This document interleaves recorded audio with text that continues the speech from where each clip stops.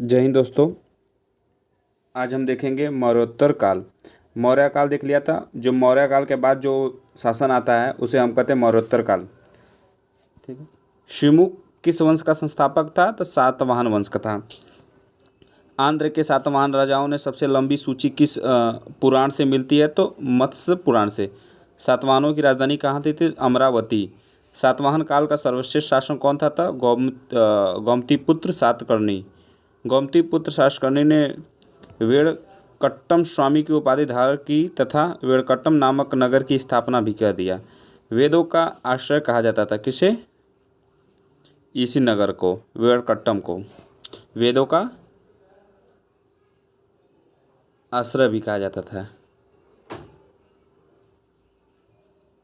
कनिष्क, कुषाण शासक कनिष्क का राज्याभिषेक कब हुआ था? तो 78 ईस्वी पूर्व में हुआ था। इसी को हम बोलते हैं शक संवत प्रारंभ।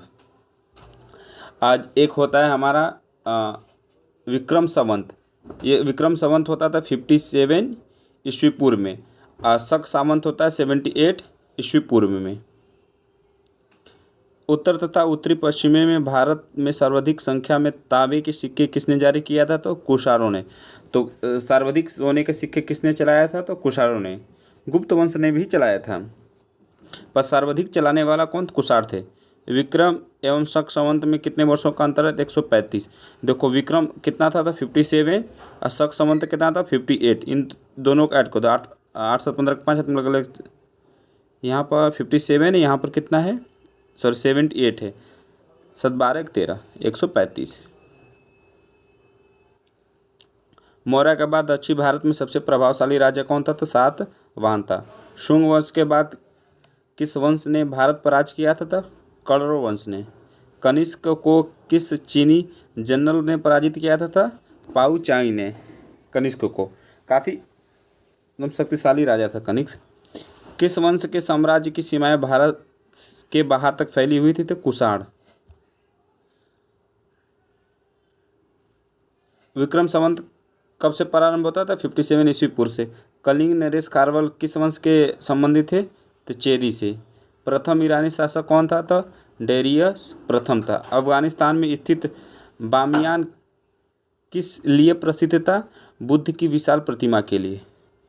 किसके सिक्कों पर मातृदेवी उमा का नाम मिलता है? तो कुषाण शासक के। चतुर्भुजी विष्णु के सिक्के किसने चलाया था? तो हुविस्क ने। बुद्ध का अंकल किसके सिक्कों पर हुआ है? तो कनिष्क के। योधेय सिक्कों पर किस देवता का चित्रांकन मिलता है? तो कार्तिकेय के। भारतीय और यूनानी कला शैली के सम्मिश्रित को गांधार शैली के नाम से भी जाना जाता है।